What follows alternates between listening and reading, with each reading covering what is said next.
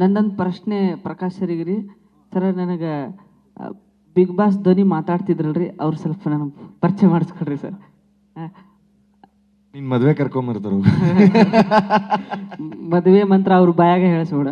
ಹನುಮಂತ ಈಗ ತಾಳಿ ಕಟ್ಟೋ ಸಮಯ, ಮಕ್ಕಳಿ ಮುಚ್ಕೊಂಡು ತಾಳಿ ಕಟ್ಟೋ. ಅಲ್ಲ, ಇದು ತಾಳಿ ಕಟ್ಟೋ ಸಮಯ, ಸೂಕ್ತ ಕಾರಣ ಕೊಡು.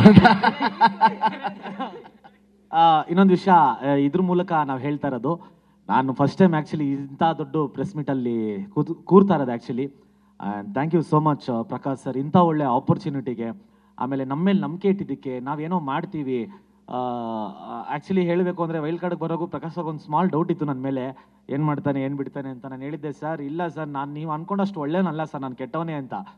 ಅದನ್ನು ಒಳಗೋಗಿ ನಾನು ಪ್ರೂವ್ ಮಾಡಿಕೊಂಡೆ. And thank you so much for this opportunity sir.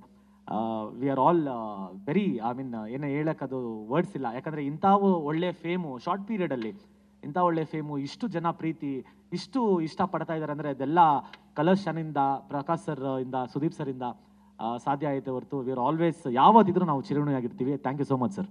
And ನಂದು ಹೇಳಬೇಕು, ಒಂದಷ್ಟು ಸಿನಿಮಾಗಳು ಮಾಡಿದ್ರು, ಒಂದು ದೊಡ್ಡ ಸೀರಿಯಲ್ ಮಾಡಿದ್ರು, ನನಗೆ ಇಷ್ಟು ನನಗೆ ಸಿಕ್ಕಿರಲಿಲ್ಲ.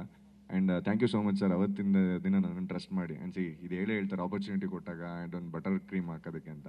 ನೋ ಸರ್, ಈ ವೇದಿಕೆ ನಂಗೆ ತುಂಬ ಕೊಟ್ಟಿದೆ. ಅದು ಗೇಟಿಂದ ಆಚೆ ದಾಟಿದ ಮೇಲೆ ನನಗೂ ಗೊತ್ತಾಗಿದ್ದು. ಏನಕ್ಕೆ ನನಗೆ ಕಪ್ಪೋಗಿದ್ದು ಖುಷಿ, ಬೇಜಾರು ನನಗೆ ಮರ್ತೋಯ್ತು ಅಂತಂದರೆ, ಆಚೆ ಜನ ನೋಡಿದ್ಮೇಲೆ ನಂಗೆ ಮರ್ತೋಯ್ತು.